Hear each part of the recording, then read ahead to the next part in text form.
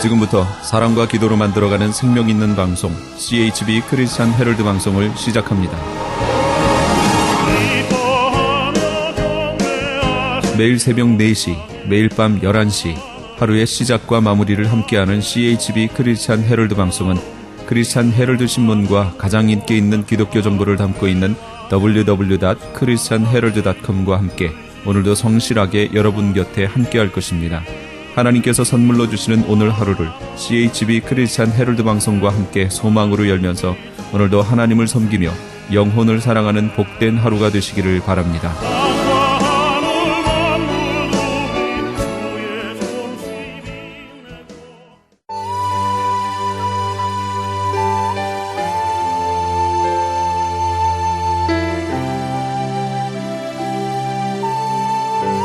이 새벽을 주님과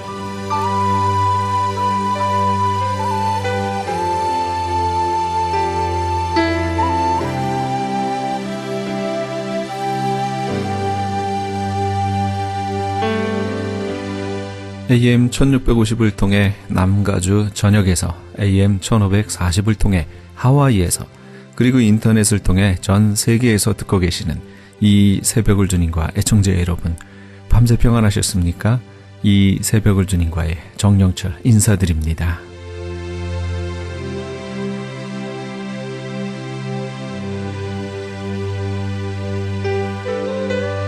매주 월요일 이 시간에는 프라미스 교회 주일 예배 말씀을 보내드립니다. 오늘은 시편 127편 4절에서 5절까지의 말씀을 본문으로 허연행 목사님께서 화살 같으니란 제목의 말씀 전해주시겠습니다. 이제는 남녀노소 가리지 않고 다 이제 자기 세계가 그 속에 있다 보니까 점점 그 군중 속의 고독을 사람들이 느끼는 것 같습니다. 지난 9월 달에 한국에서는 추석 명절이 있었죠. 그 신문 기사를 보니까 유난히 조용한 추석이었다. 그래서 뭐 교통사고도 많이 안 나고 뭐 좀 이렇게 잘 됐다는 뜻인가 보다. 저는 제목만 보고 그렇게 생각했는데 기사를 읽어보니까 옛날처럼 식구들이 다 민족의 대이동을 통해서 고향집을 찾았는데 그래서 막 벅적벅적 식구들이 갑자기 늘어났는데 막상 밥상머리에 앉아서는 다들 고개를 45도 각도로 딱 숙이고 뭔가를 열심히 본다는 거예요. 애는 애대로 스마트폰을 보고 있고 또 엄마 아빠는 엄마 아빠대로 또 이걸 보고 있고 페이스북을 체크업하고 있고 그 다음에 또 연세 드신 분들은 연세 드신 분들대로 자기 나름대로 또 카톡으로 또 뭘 하고 계시고 그러면서 이제 그 며느리는 며느리대로 시어머니 눈치를 살피면서 남편한테 메시지를 보냅니다. 우리 친정에는 언제 갈 거야? 그러고 그러니까 식구들이 한 방에 많이 있음에도 불구하고 유난히 조용했다. 교회들도 마찬가지입니다. 한 차로 온 식구가 왔다가 이제 부모는 본당으로 가고 애들은 교육관으로 가고 부모는 한국말로 예배드리고 애들은 영어로 예배드리고 그래서 함께 가정 예배를 드리려고 보면 함께 부를 찬송이 없어요. 너무 자기들의 그 신앙 스타일이 달라서 그래서 이제 이걸 어떻게 하면은 좀 갭을 줄여볼까. 그래서 같이 연합으로도 예배를 드리고 그 다음에 연합으로 예배 드릴 때는 항상 어른들은 아이들을 고려하고 아이들은 또 어른들을 고려하면서 그래서 서로의 언어로 같이 이렇게 불러주고 그 갭을 좁혀보려고 애를 씁니다. 서로의 역할에 구별은 있지만 분리가 있어서는 안 됩니다. 또 하나 이 화살을 통해서 하나님께서 우리에게 말씀해 주시는 중요한 교훈이 있습니다. 그것은 모든 세대가 하나님 앞에서 똑같이 소중하다는 것입니다. 한번 따라해 주시기 바랍니다. 모든 세대가 하나님 보시기에 똑같이 소중하다. 그래서 하나님은 구약 성경을 보니까 자주 당신을 소개하실 때 쓰시는 표현이 있습니다. 나는 아브라함의 하나님이요, 이삭의 하나님이요, 야곱의 하나님이라. 너희를 애굽 땅 종되었던 곳에서 건져낸 여호와로라. 한 번도 아니고 여러 차례나 그렇게 말씀하셨습니다. 여러분, 아브라함, 이삭, 야곱, 관계적으로 보면 아브라함은 할아버지고 이삭은 아들이고 그 다음에 야곱은 그의 또 아들입니다. 그래서 3대입니다. 근데 하나님은 어느 한 세대만의 하나님이라 이렇게 소개하지 아니하시고 꼭 그 3세대를 같이 언급하십니다.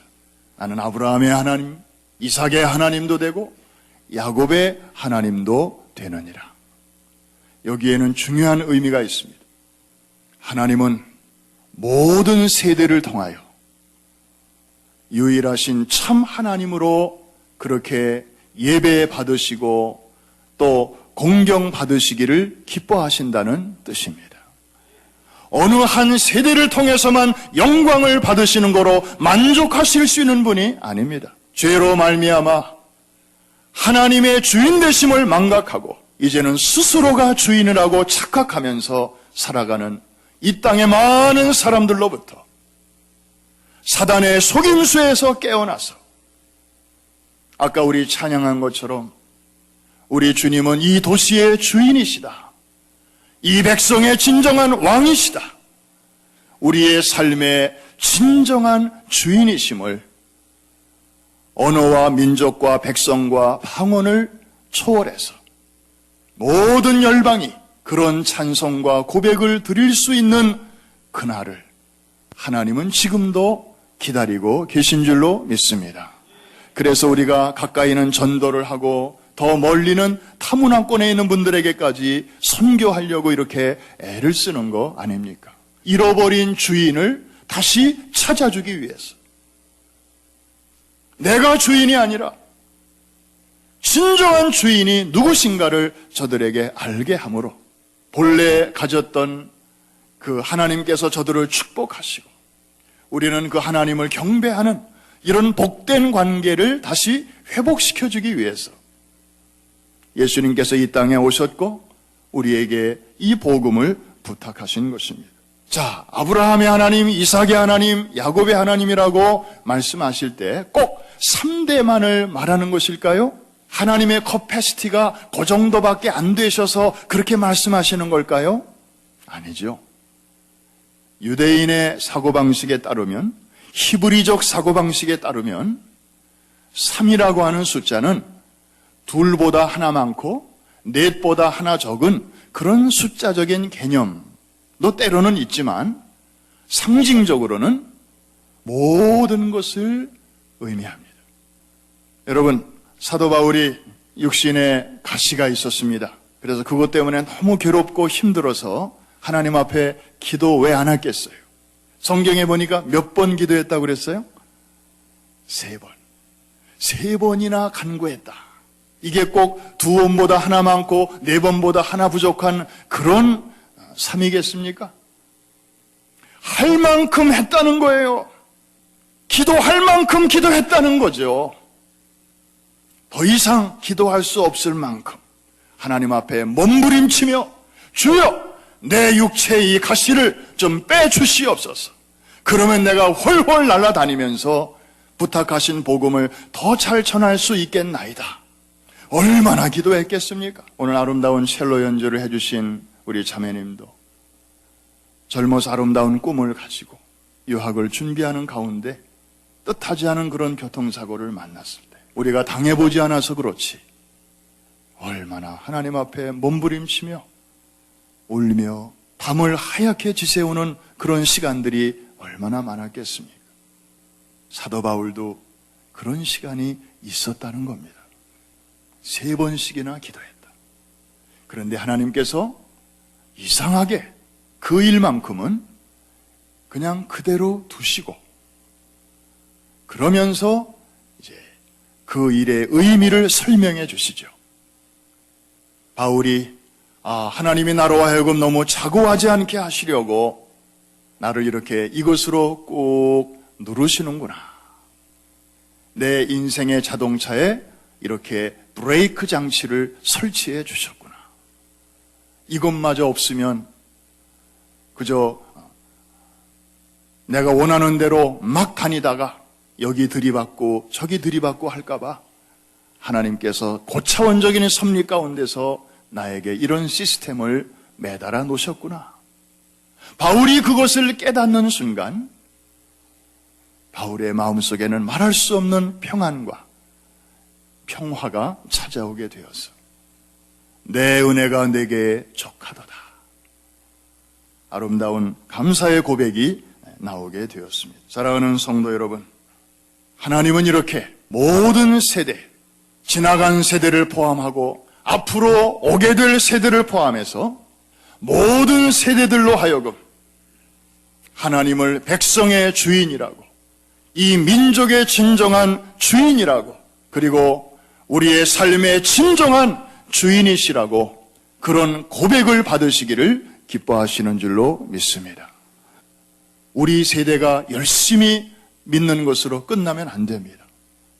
우리의 다음 세대에도 그렇게 할 수 있도록, 아니 우리보다 더 잘 하나님을 섬길 수 있도록 우리가 도와줘야 돼요. 갓난아이 세대들이 성장했을 때 저들이 우리가 한 일보다 더 위대한 일들을 이루어드릴 수 있도록 우리가 저들을 잘 이끌어 줘야 되는 것입니다. 한번 따라해 주시기 바랍니다. 나는 아브라함의 하나님, 이삭의 하나님, 야곱의 하나님이라. 이렇게 고백하시는 여러분들은 여러분의 가정에서나 우리 교회에서 이 셋 중에 어느 한쪽에 다 속하실 것입니다. 연세 드신 분들은 아브라함 쪽에 속하시고, 이제 젊은 부부들은 그 이삭에 속하실 것이고, 그 다음에 우리 청소년들과 어린 세대들은 야곱에 속할 것입니다. 하나님은 모든 세대를 통하여 이렇게 영광을 받으시기를 기뻐하시고, 우리 속에 있는 이 믿음을 다음 세대에까지 전해줘야 할 책임이 바로 우리에게 있음을 일깨워 주시는 말씀입니다. 그런데 다시 말씀드리지만 이 화살촉 세대는 맨 앞에 있지만 혼자서는 아무것도 할 수 없습니다. 뒤에 있는 이 대화, 깃털이 도와줘야 됩니다. 한국 초기의 이민 역사를 읽다 보면 참 감동적인 사건이 군데군데 있음을 알 수가 있습니다. 1937년과 38년 이 두 해 동안에 구소련 땅에서는 스탈린의 명령에 의해서 여러 소수민족들이 극동지방에서 저 중앙아시아 쪽으로 강제 이주되었습니다. 이주 사유는 그 당시 러시아와 일본이 서로 전쟁 관계에 있었는데 이 극동지역에 일본인들의 간첩 활동을 막기 위해서였는데 외모가 우리 한국 사람이 일본 사람과 비슷하게 생겼잖아요.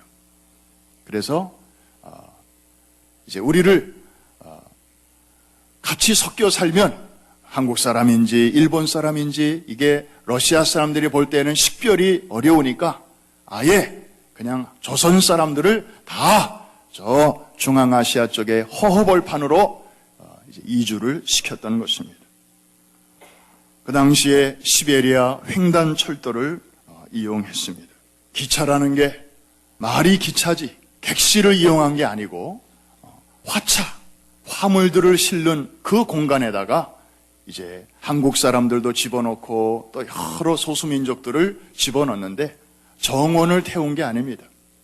그냥 들어갈 수 있는 대로 꾸겨서 사람들을 집어넣습니다.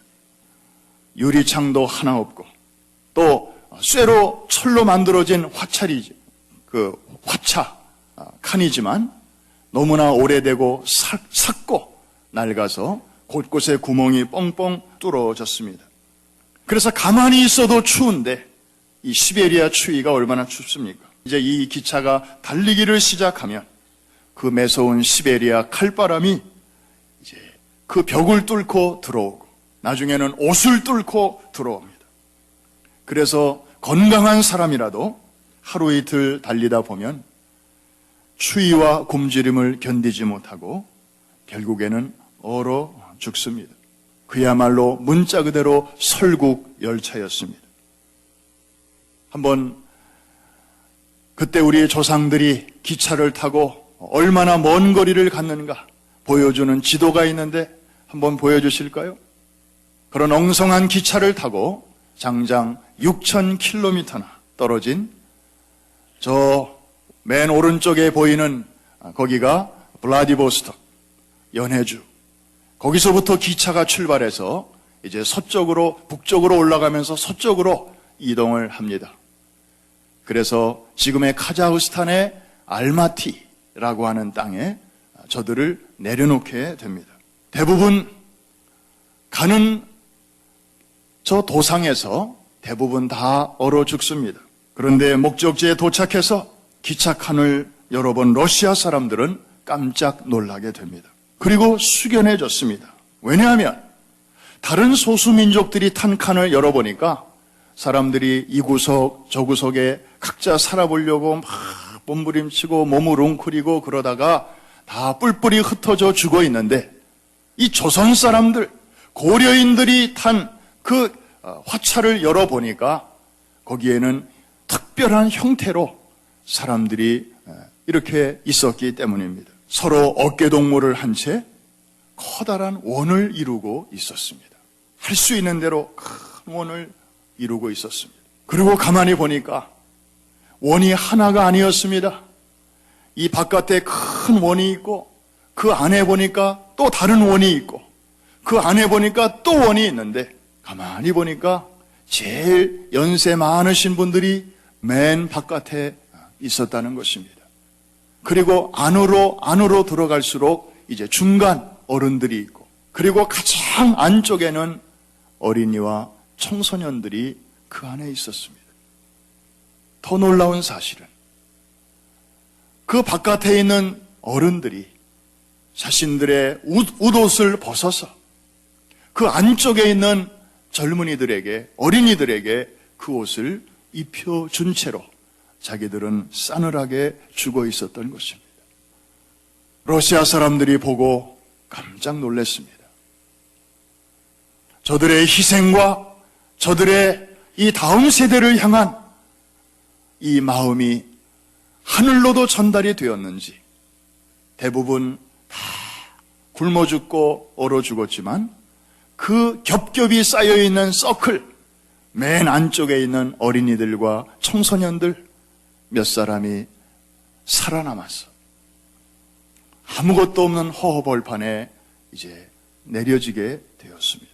저들은 자기들을 위해서 이렇게 부모님들이, 할아버지, 할머니들이 스스로를 희생한 그 사랑이 헛되지 않도록 저들은 눈물을 삼키면서 그 척박한 땅에 이제 삽질을 하고 곡괭이질을 하면서 3년 만에 그 동토의 땅에 첫 수확물을 거두게 되었습니다. 다음 사진을 한번 보여주실까요? 저것은 바로 그 카자흐스탄의 알마타, 그 도시의 한쪽에 세워진 유적비라고 합니다. 저도 직접 가보지는 못했습니다마는 그 1930년대 말에 시베리아 그 기차를 타고 저런 땅에 내려진 사람들이 그 추위와 싸우면서 저런 땅굴 속에 거하면서 추위를 피하면서 저 땅을 일궜던 그 조상들의 흔적을 이제 저 비문에다가 이렇게 적어 놓았다고 하는 것입니다. 다음 사진은 저 땅이 이제 고려인들의 저 열심히 부지런히 일하는 노력을 힘입어서 저렇게 공동체, 집단 농장을 일구고 저기서 많은 수확을 기적과 같은 그런 많은 열매들을 거두게 되었습니다. 우리 한국인들의 모습이 저기 보이죠? 마지막 사진.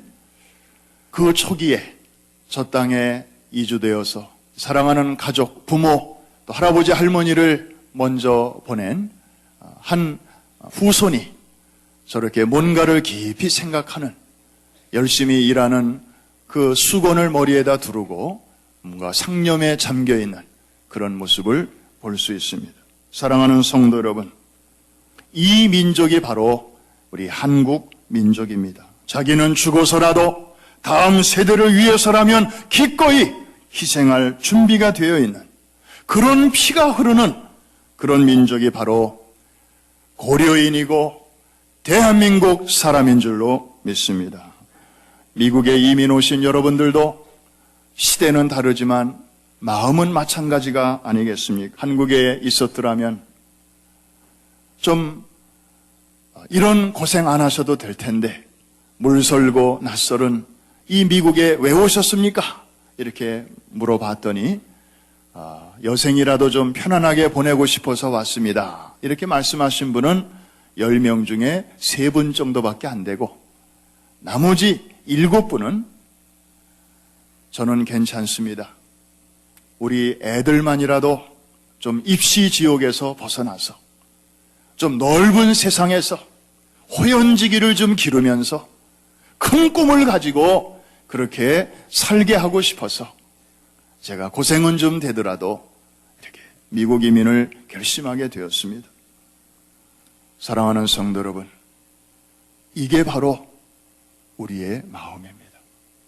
하나님께서는 이제 그 마음을 세계 선교를 위하여 지금 사용하고 싶어 하십니다. 모든 세대가 다 중요합니다. 하나님은 모든 세대의 하나님이 되십니다. 그런데 이제 맨 앞장서서 목표물에 다가가고 목표물을 접촉을 하고 그리고 변화를 일으켜야 할 소중한 사명을 맡고 있는 세대가 바로 이 세대입니다. 어린이와 청소년 세대입니다. 화살과 같이 함께 날아가서 함께 역사하고 그리고 뭔가 변화를 추구할 수 있도록 하나님께서 이제 다음 세대들을 이렇게 전략적으로 사용하기를 기뻐하시는 것입니다. 이게 바로 414 윈도우의 핵심 정신입니다. 이해가 되시면 아멘? 그런데 그 뒤에는 반드시 어른들이 있습니다. 이 아이들이 중요하니까 이 아이들만 소중하다. 그건 414이 아닙니다. 그래서 우리 담임 목사님께서도 세계 선교에 그렇게 바쁜 일정을 보내시면서도 틈만 나시면 어른들을 모시고 함께 시간을 보내시고 그동안에 기도해 주시고 희생해 주시고 섬겨 주신 그분들의 그 사랑을 또 격려하면서 지금까지도 그렇게 하셨거니와 앞으로 하실 일이 더 많습니다. 앞으로도 이 깃털의 역할을 잘 감당해 주십시오. 주님 오시는 그날까지, 주님 앞에 가시는 그날까지. 그래서 지난번에 항공모함에서 잠깐 내려서 유람선 특별 휴가를 한 90여 분이 잘 다녀오셨습니다. 이제 그분들은 이제 힘을 얻으셔서 이제 우리가 할 일이 분명하다. 다음 세대들을 위해서 우리가 뭘 해야 할 것인가. 또 다른 꿈과 희망으로 부풀어 계십니다. 이 마음으로 우리는 이제 414 운동을 지금까지 추진해 왔고 이곳에서 2번이나 큰 대회를 유치해서 섬겼습니다. 그리고 축구 선교를 2번이나 했고 이제 내년 초에 또 한 번 나가는 것입니다. 그리고 각 대륙의 각 나라의 뮤지컬 선교를 그리고 에클레시아를 그리고 곳곳에 학교를 세우고 이 빌딩 안에도 12년 전에 아니 13년 전에 사립학교를 세워서 지금 프리-K 3부터 8학년까지 200여 명의 아이들이 차세대의 지도자들로 잘 지금 세워져 가고 있습니다. 화살촉을 준비시키는 과정입니다. 하나님의 비밀병기로 하나님께서 다음 세대들을 사용하실 것입니다. 여러분의 기도와 여러분에게는 반드시 해야 할 사명이 있습니다. 이 땅을 떠나기 전에 여러분이 눈을 감기 전에 완수해야 할 그 몫이 있다는 말씀입니다. 함부로 살 수 없는 우리들입니다. 어영부영 살아서는 안 되는 사람들입니다. 이 세상은 전쟁터입니다. 이 아이들은 혼자 클 수 없습니다. 여러분들이 뒤에서 서포트 해주셔야 됩니다. 이러한 아름다운 운동이 이제 다음 주에 방콕에서 열리는 4번째 글로벌 서밋을 통해서 이제 한 세대를 매듭을 짓고 이제 전 세계로 각 지역으로 이러한 전략이 전술과 함께 퍼져나가서 주님 오심을 앞당기는 아름다운 계기가 될 수 있도록 여러분 기도해 주시고 또 가서 수고하는 분들을 위해서 또 기도해 주시고 앞장서서 일하시는 우리 담임 목사님을 위해서 여러분 기도해 주실 때에 전선과 후방이 합력해서 하나님 나라의 놀라운 확장을 가져다 주실 줄로 믿습니다. 오늘 본문 말씀을 다시 한번 우리 마음에 새기고 기도하겠습니다. 시편 127편 4절과 5절 우리에게 주시는 사명으로 받으면서 큰 음성으로 한번 읽겠습니다. 시작.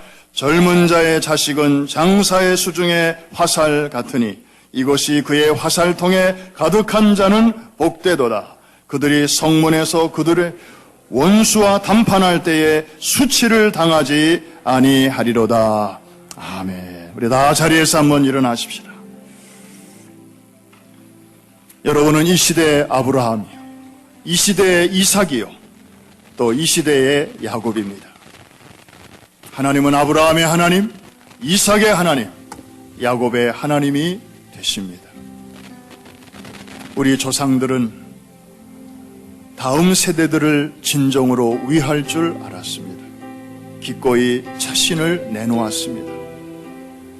그래서 척박한 땅에 저렇게 황무지의 장미꽃이 피는 것처럼 오늘날 카자흐스탄에서도 고려인 그러면 가장 앞선 민족, 가장 잘 사는 민족으로 그렇게 일컬음을 받고 있습니다. 우리가 지금 하고 있는 414 운동도 바로 그러합니다. 지금은 열매가 아직 가시적으로 보이지 않을 수 있습니다. 그러나 여러분의 눈물의 기도와 사랑의 희생과 헌신이 주 안에서 결코 헛되지 않을 줄로 믿습니다. 지금까지 허연행 목사님께서 화살 같으니란 제목의 말씀 전해주셨습니다. 프라미스 교회는 뉴욕 플러싱에 위치하고 있습니다. 신앙상담이나 교회에 대해서 좀 더 자세히 알기 원하시는 분은 전화 718-321-7800 718지역 321-7800번이나 홈페이지 promiseny.com으로 들어가시면 도움받으실 수 있습니다.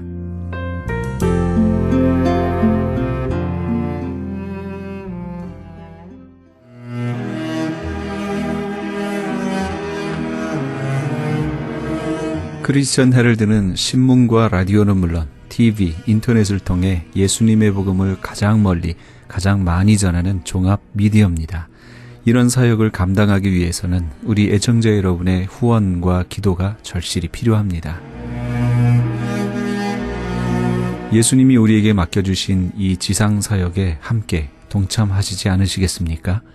내가 너희에게 분부한 모든 것을 가르쳐 지키게 하라 말씀하신 우리 예수님의 지상 명령에 함께 동참하시기 원하시는 분은 전화 213-353-0777 213지역 353-0777번으로 전화 주시면 자세히 안내해 드리겠습니다.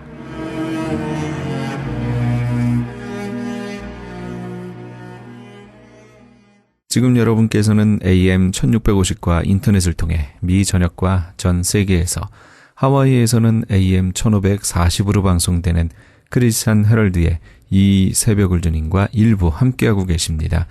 방송 시간과 설교 편성표는 크리스찬 헤럴드 신문 주간 편성표나 홈페이지 cheheraldus.com에서 확인하실 수 있습니다. 계속해서 울타리 선교회 나주옥 목사님의 울타리의 시간이 방송됩니다. 옛날 어느 시골에요, 큰 부자가 살고 있었대요.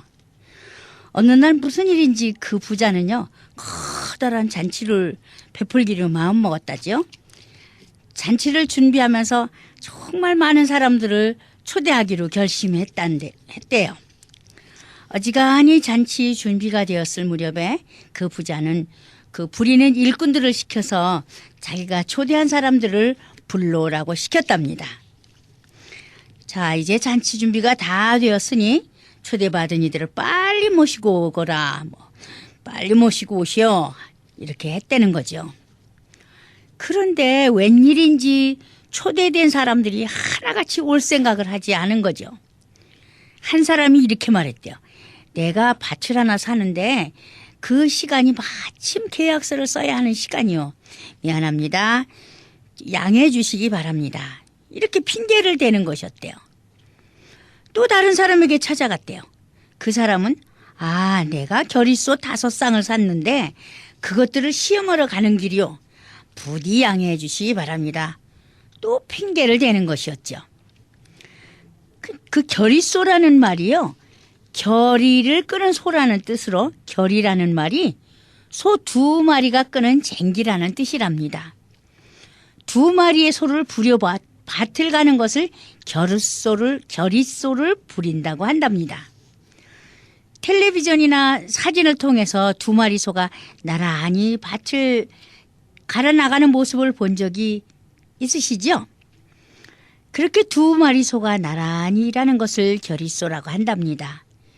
2마리 소가 일하는 것을 결의소라 부르는 것에 비해서 1마리 소가 일하는 것은 호리소라고 부른다는군요.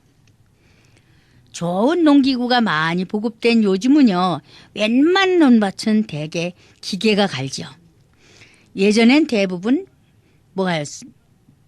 짐승을 사용해서 갈았죠. 호리소와 결의소는 일하는 내용도 달라서 보통 때는 호리소를 부린 반면에 험한 밭을 갈 때나 밭을 깊이 갈아엎을 필요가 있을 때는요. 결의소를 부렸답니다. 그만큼 결의소가 하는 일은 고된 일이었다는 거죠. 결의소가 일을 할 때는 아무렇게나 하지 않았대죠. 일을 많이 해본 경험이 있는 소가 농부 쪽에서 보자면 오른쪽에 서고 일을 막 배우는 초보급소가 왼쪽에 선다네요. 오른쪽에 서는 일 잘하는 소를 안소라 부르고 왼쪽에 서서 안소를 따라 일하는 소를 마리소라 부른답니다. 안소를 따라 일을 하며 마리소는 자연스레 일하는 요령을 배워가겠죠. 경험이 많고 일 잘하는 안소는 동네에서도 귀에 누구나 알아주고 그만큼 대접도 후해서 마리소에 비해 먹을 것도 넉넉히 주어야 한다네요. 농부가 쟁기질을 할 때면 회초를 오른손에 잡는데 그것도 다 이유가 있어서랍니다. 오른쪽에서 일하는 안소가 제대로만 하면 마리소는 저절로 따라오기 때문이라네요. 못마땅해서가 아니라 오히려 미덥기 때문에 오른쪽 손에 회초리를 잡는 것이라네요. 이야기가 다른 것으로 흘렀습니다. 어쨌든 초청받은 사람들 중에 핑계가 결의소를 5쌍이나 샀다니 어지간히 부자였던 모양이죠. 그런 부자가 뭐까짓 남의 잔치에 무슨 그리 관심이 있었겠어요. 또 다른 사람은 핑계를 대기를 내가 이제 장가를 들었습니다. 아내를 새로 맞이하였으니 아내와 시간을 보내야 하지 않겠습니까? 아주 능청을 떨었다는 거죠. 이 친구 지금 같으면은요 새로 맞은 그 아내와 함께 참석을 했더라면 좋은 시간을 보낼 수 있지 않았을까 하는 생각 안 드세요? 아무튼 심부름을 나간 일꾼이 잔치집으로 돌아와서 주인에게 사정을 말했죠. 주인은 너무도 화가 났어요. 얼마나 황당했겠어요. 음식을 잔뜩 준비했는데 초청한 사람들이 하나도 안 왔으니 얼마나 황당했겠느냐고요. 그런 경험들 있으실 수도 있죠.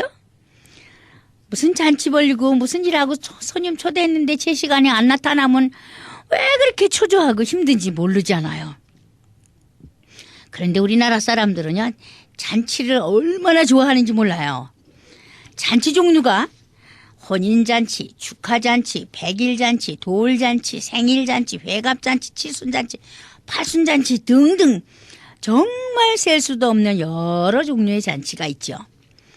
잔치라고 하면 우선 음식이 눈에 떠오르죠. 가난하던 시절 시골 동네 부잣집에 잔치가 벌어지면 온 동네 사람들이 잔치집으로 몰려가죠. 마당에 음식을 가득히 차려놓고 마음껏 나눕니다. 거기에 빠질 수 없는 그룹이 각설이들이잖아요. 부잣집 잔치라면 1년에 한 번 맛있는 음식을 마음껏 배불리 먹을 수 있는 유일한 기회이기도 한 거예요. 어렵던 시절에는 잔치를 자주 열 수가 없었겠죠. 각설이가 그 사정을 노래로 읊지요. 작년에 왔던 각설이 죽지도 않고 또 왔다고 그렇게 노래하잖아요. 이런 잔치는 아마도 주인의 생일 잔치가 아니었나 그런 상상을 해봅니다.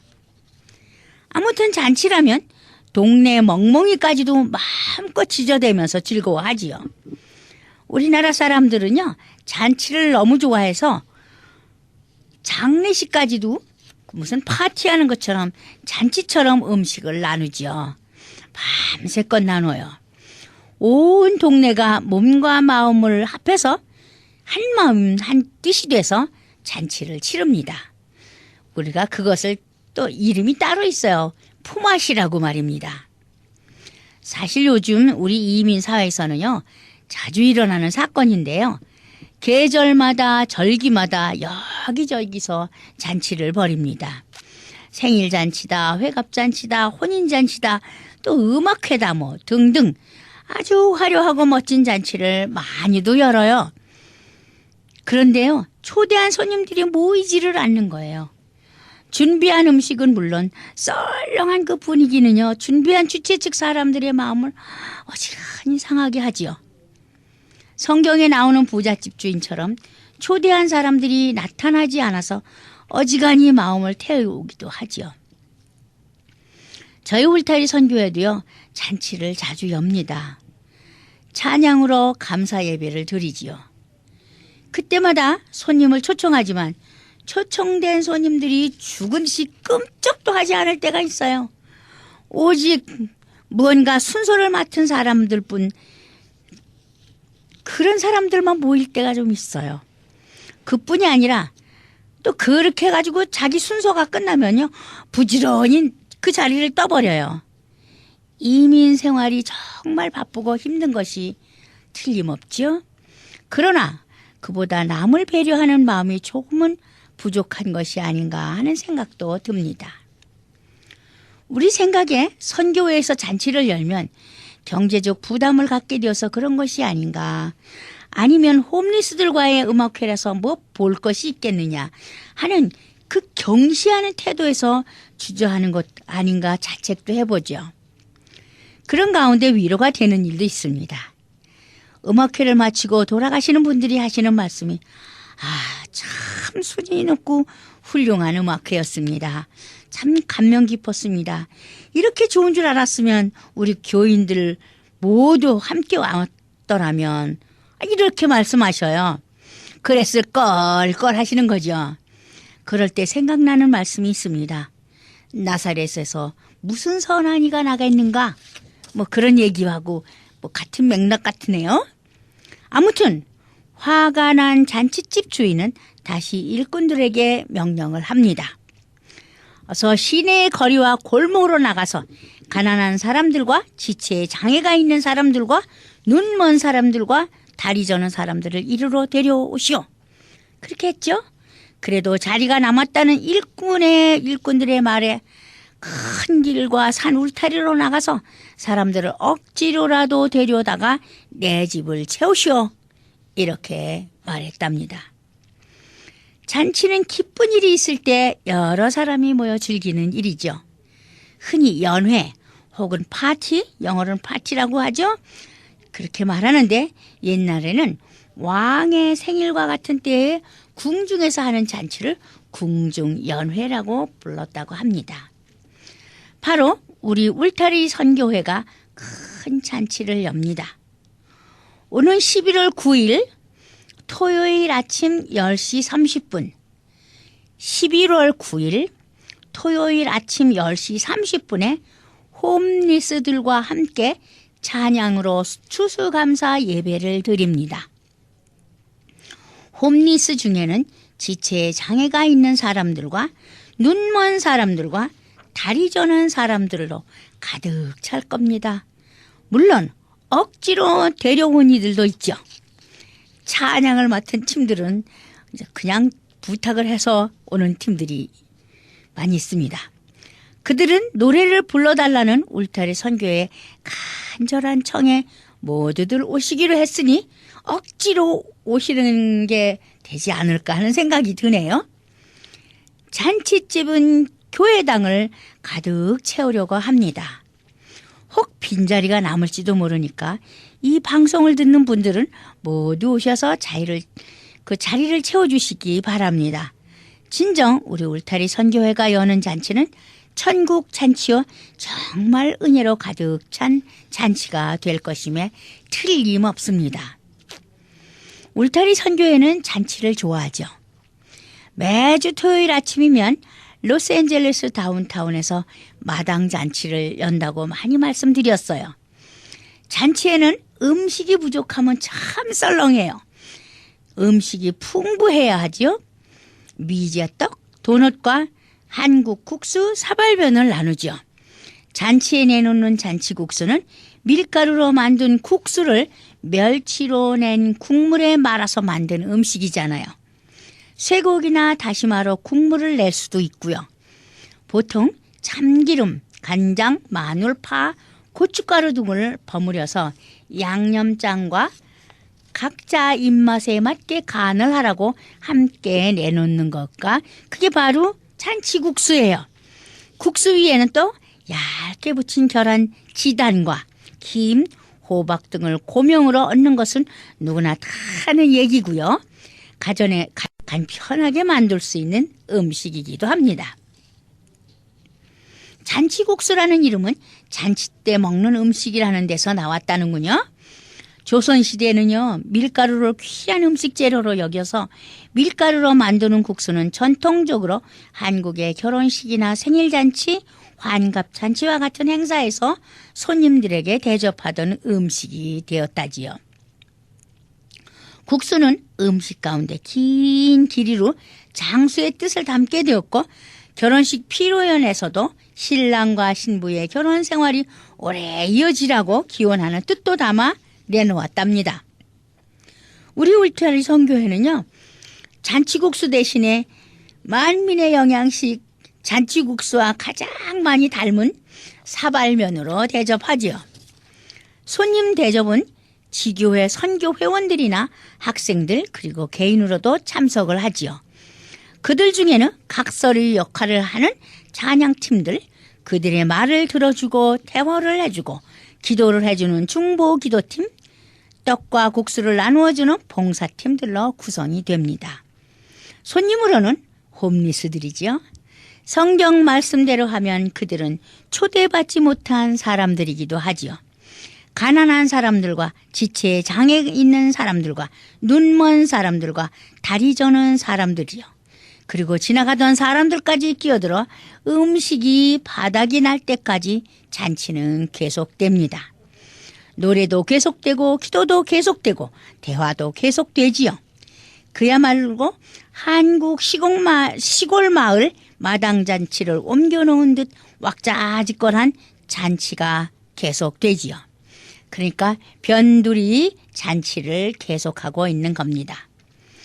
자주 말씀을 드렸습니다만 가스비가 부족하고 마켓에 갈 푼돈조차 없어도 먹을거리는 항상 풍성한 것이 우리 울타리 선교의 기적이라고 말입니다. 토요일마다요 잔치는 장소를 옮겨서 또 계속합니다. 마당잔치가 끝나면 교회당으로 가지요. 그곳에는 지붕이 있는 건물이 있습니다. 밖에는 천막도 치어 있고요.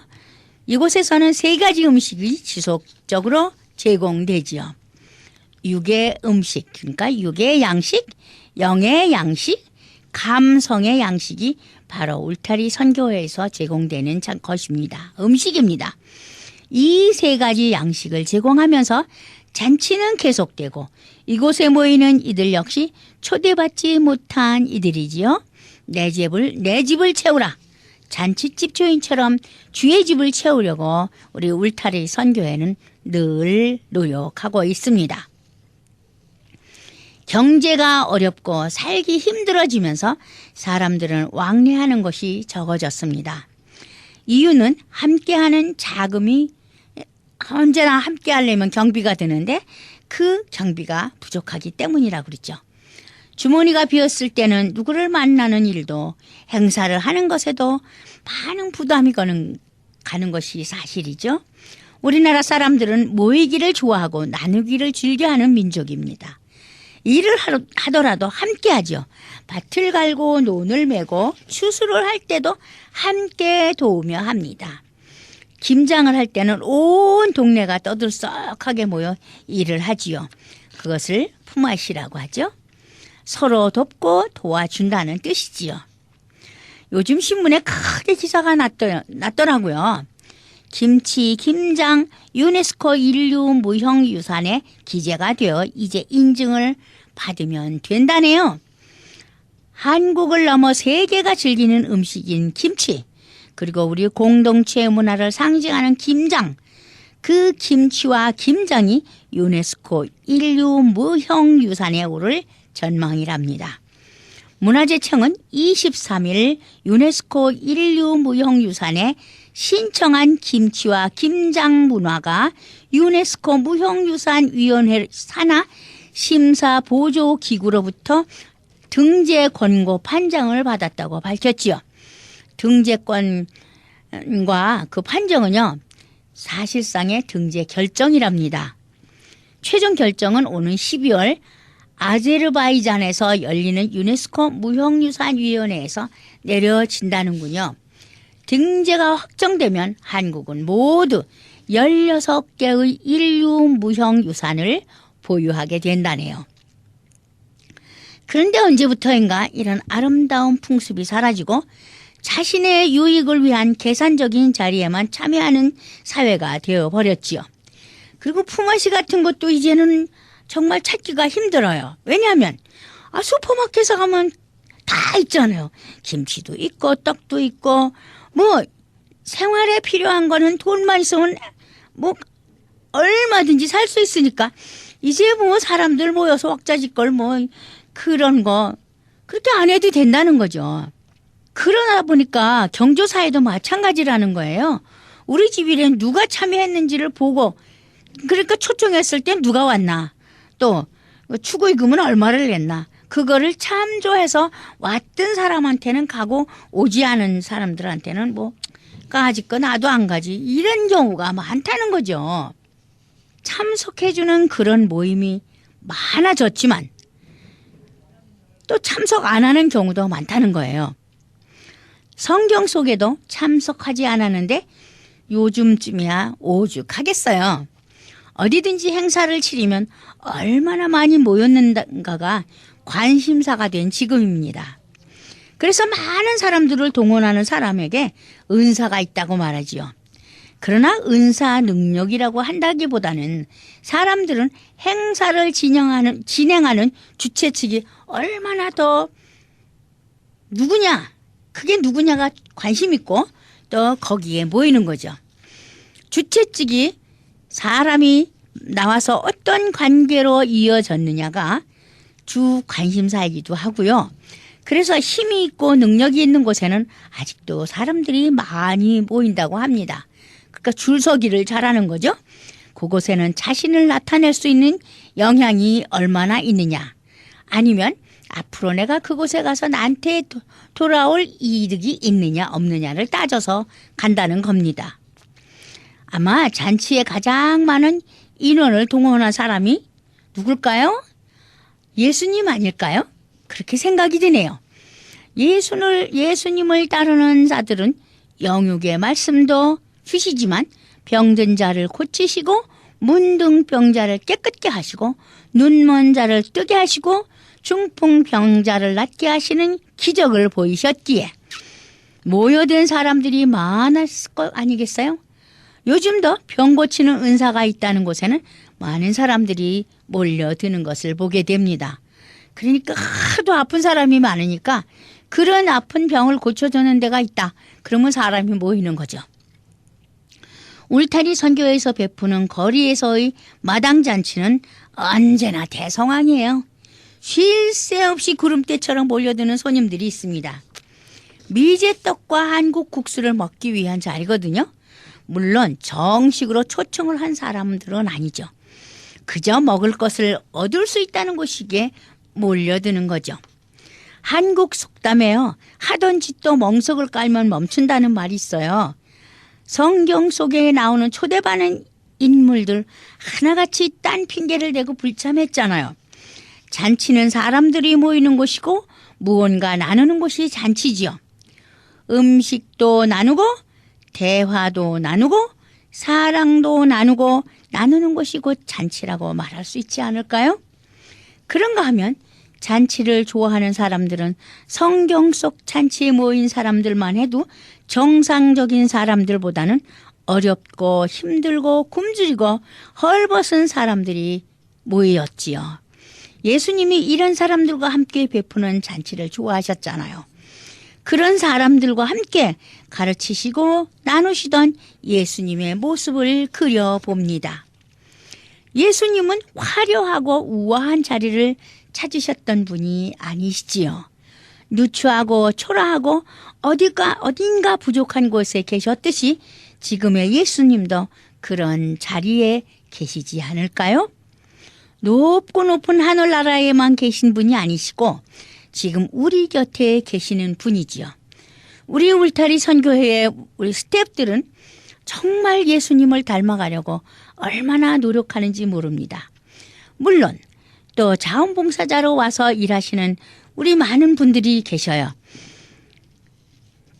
정년 퇴직을 하시고 그 나머지 여생을 좋은 일에 몸바치시는 우리 목사님도 계시고 장로님도 계시고 집사님도 계시고 이런 분들이 얼마나 열심히 일을 하고 있는지 모릅니다.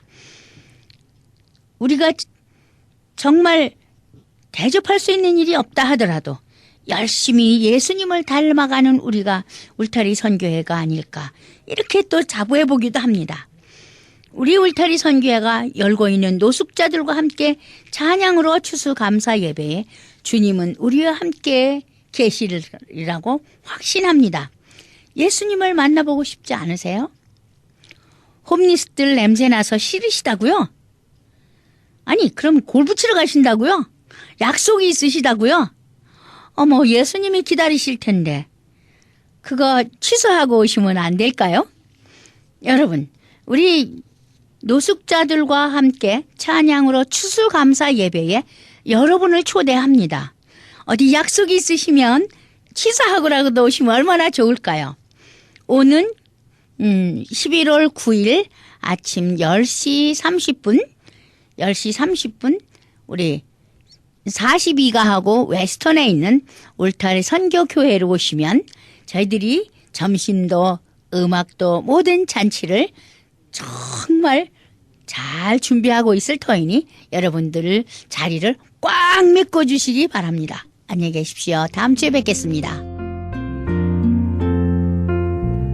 지금까지 울타리 선교회 나주홍 목사님의 울타리의 시간이었습니다. 울타리 선교회는 노숙자 선교, 선교팀 지원, 불량 청소년 방지 프로그램, 기증받은 식품 나누어주는 사역, 멕시코 티와나시 외곽지역 선교 등을 하는 선교회입니다. 각종 용품, 음식 및 후원금으로 동역하실 수 있습니다. 연락처는 전화 213-819-3300, 213지역 819-3300번으로 하시기 바랍니다.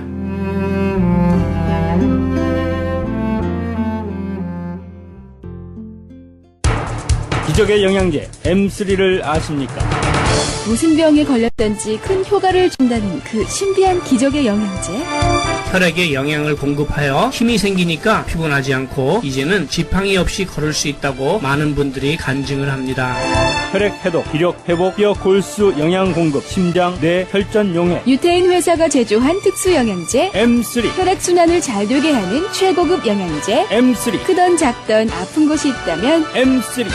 213-435-9600, 213-435-9600번입니다. 정직한 마음으로 권해드립니다.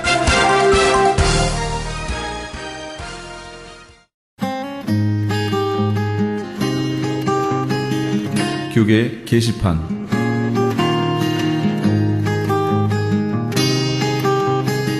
AB 1266법안 반대 서명운동에 적극적으로 참여합시다. AB 1266법은 공립학교 남녀 공용 화장실, 탈의실, 샤워실 등을 성전환자 학생들이 성별 구분 없이 사용할 수 있도록 허용하는 법입니다. 이 서명운동은 현재 주류 교회를 중심으로 진행되고 있는 가운데 오는 11월 10일까지 유권자 등록을 마친 시민권자 50만 5천 명의 유효 서명을 받아야 합니다. 사우스베이 지역은 한남 체인에서, LA 지역 한인타운은 김스 전기에서 서명을 받을 예정입니다. 다음 세대에게 커다란 혼동의 시대를 초래할 것이 자명한 반드시 저지되어야 할 이 서명운동에 너와 내가 예외가 되어서는 절대 안 될 것입니다.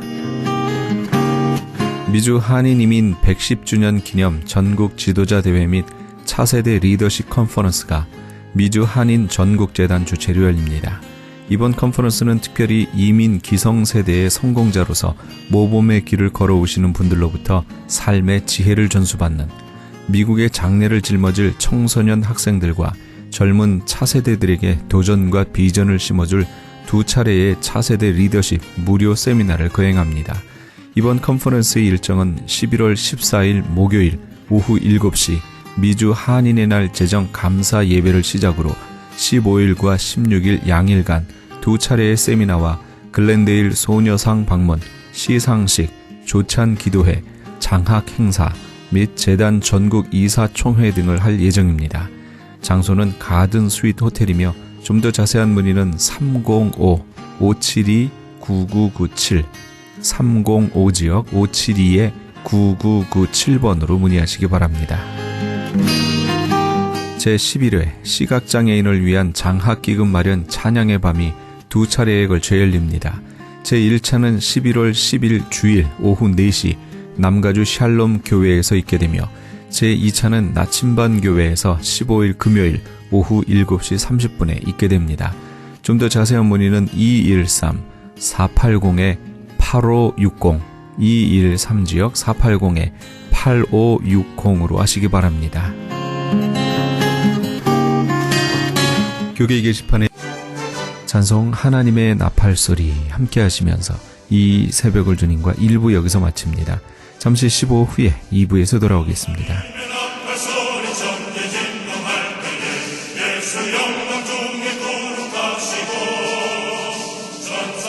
세계 만국 모든 곳에 보내요 구원 얻어 성도들